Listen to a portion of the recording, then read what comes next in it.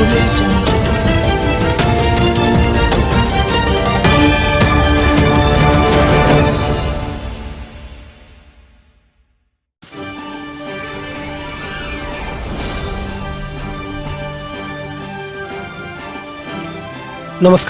Corona महामारी समय घरे स्कूल पर उदाहरण साजिला 16 मधुपुर सरस्वती शिशु विद्या मंदिर।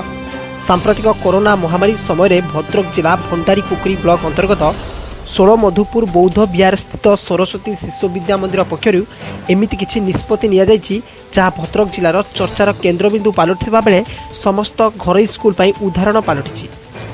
पूर्वर विभिन्न दीर्घ कार्य करी ए विद्या मंदिर चर्चारे थिबा बेले आज विश्व महामारी कोरोना परिस्थिति समय तथा अभिभावक मानक आर्थिक अनाटन को अनुभव करी विद्या मंदिर परिचालना समिति पक्षर एक स्वतंत्र बैठक करा जायतिला।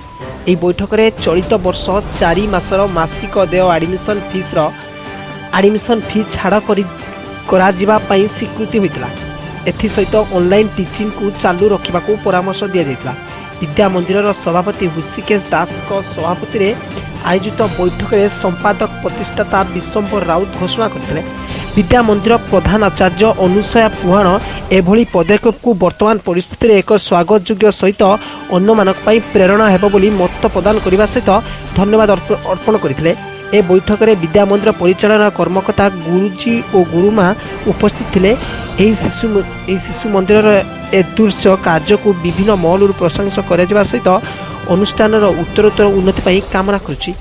ब्यूरो रिपोर्ट तपस्या खबर। नमस्कार।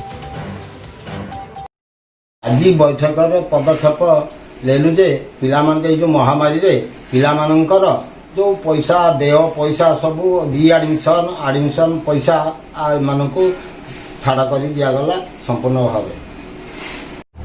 वर्तमान जो सांप्रतिक परिस्थिति कोरोना महामारी समय रे विभिन्न प्रकार असुविधा भितर गति करुचंती अभिभावक माने।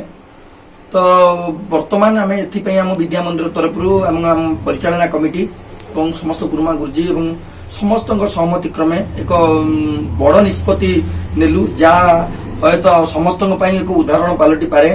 वर्तमान ए असमय रे आमे चिंता कलु जे पिला मानकर जेतिकी दिन हम विद्यालय बंद रहिलानी एवं मासिक देय नेबु नाही एवं सेमानकर एडमिशन एंड रिएडमिशन फीस मध्य विद्यालय नब नाही एवं एथि सहित आमे मध्य ऑनलाइन रे पाठ पढ़ा जारी रखिछु।